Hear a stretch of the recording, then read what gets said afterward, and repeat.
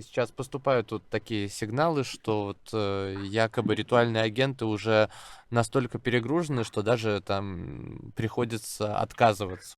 Да, конечно. Так не только ритуальные агенты, просто людей не в чем хоронить. Это производители гробов даже уже отказывают нам. Ну, не успевают просто. А когда это вообще началось? Как давно? Вот в понедельник был ровно месяц. Очень много покойных, ну, что я могу сказать. Было, ну, очень серьезная волна. То есть она в прошлом году была такая, но она была как бы в 3 раза меньше. На данный момент, ну, наш городской морг, он очень серьезно переполнен. Люди звонят без остановки, просят помощи. Приходится даже отказываться. Потому что как бы, ну, не имеем столько катафалков, да и не имеем столько принадлежностей, бригад грузчиков, и, там, копщиков и так далее. Где-то люди 2 дня ждут своего захоронения. Ну, конечно, все стараемся все сделать. В день может и 10 захоронений быть. С кремацией в основном где-то сейчас 70-80 кремаций в день проходит в крематории. Какая цифра нормальная? Ну, для Минска, как я понимаю, да? Доковидная. Ну, это примерно от 17, нет, даже от там 10 до, ну, 20-24, где-то там 25. Ну, это уже много было, то есть 25. Мгм. А именно захоронений во сколько раз стало больше?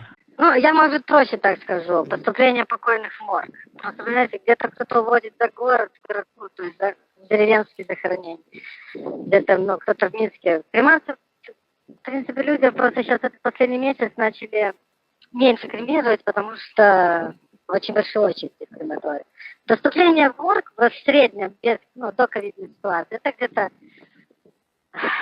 от 5 там, до 15 тел в сутки. Это на городское трудоэкономическое бюро поступает. Сейчас от 100 до 200. Ну, реально разрываются. Люди разрываются. И работникам доплачивают. Потому что некоторые работают просто, ну, круглые сутки.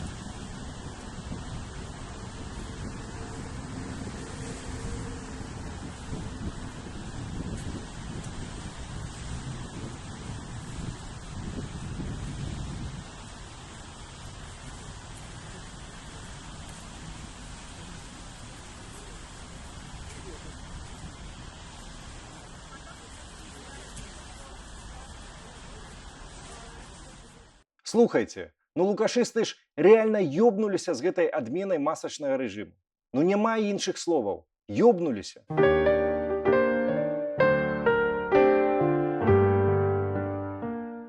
Сітуацыя з каранавірусам сёння ў Беларусі катастрафічная.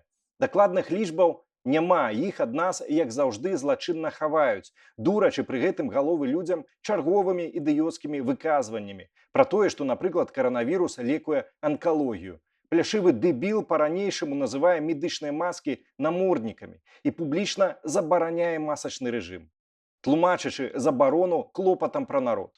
Ну і гэтак далей. Дарэчы, памятаеце, як у 2018 была ўведзеная забарона на продаж алкаголю ўначы. А ўжо на наступны дзень Лукашенко адмяніў тую забарону. Ну а што ж, таксама клопат пра людзей, праўда? Спітым быдлам прасцей кіраваць. Вось і ўвесь клопат. Ну і не дарма ж калгасны мудак гэтак любіць Сталіна, ды намагаецца яго ўсяляк капіяваць. Памятаеце, бадай самае вядомае выказванне Сталіна: няма чалавека, няма праблем. Давайте парафразуем, да прыкладу, вось як: няма пенсіянера, не трэба пенсіі выплочваць. Зручна ж, праўда? Толькі з траўня да жніўня пенсіянераў у Беларусі стала на 29 200 чалавек менш. Сёння ў Беларусі, у якой, здавалася б, насельніцтва імкліва старэе, пенсіянераў як ніколі дагэтуль мала. Скарачэнне ідзе ўжо 5-ты год, аднак сёлета тэмпы скарачэння колькасці пенсіянераў самыя вялікія за ўсю гісторыю незалежнай Беларусі. Як вы думаеце, чаму? Гэты ж сталінскі прынцып на ўсю лукашэнкаўскую выкарыстоўваецца ў развязанні гэткай праблемы, як мы з вамі. Тыя, хто выступае супраць усёй гэтай дыктатарскай мерзоты. Ковідныя камеры для палітвязняў – вось такая вось рэінкарнацыя і для сталінізму, і для нацызму у сучаснай Беларусі. Пры гэтым маньяк з-пад Шклова, які нам распавядае пра тое, што і каранавірус, і маскі – гэта лухта, сам, канешне ж, прышчапіўся. І ўсю сваю сям'ю прышчапіў. І не спутнікам, і не кітайцам, а Пфайзерам. А звычайныя беларусы няхай здыхаюць, праўда? Мы, нашыя блізкія, ну хто мы такія? Якая там каштоўнасць нашага жыцця? Правда? Ну а цяпер пра галоўнае. Насамрэч масачны рэжым дыктатар ўсё-такі ўвёў яшчэ летась у часе пратэстаў. Памятаеце, як гаўнюкі ў пагонах крычалі, што нельга людзям збірацца на пратэсты, бо ж пандэмія, і пры гэтым патрабавалі, каб удзельнікі пратэстаў не насілі масак, каб іх лягчэй было апазнаць. І адначасова самыя паўсюль хадзілі ў масках, а дакладней у балаклавах, нават у судах, з прыдуманымі імёнамі і балаклавамі на сваіх тупых бошках. Балаклаўны рэжым. І таму насамрэч сёння выбар для Беларусі стаіць не паміж тым, насіць маску альбо не. Выбар стаіць паміж тым, што будзе насіць Беларусь.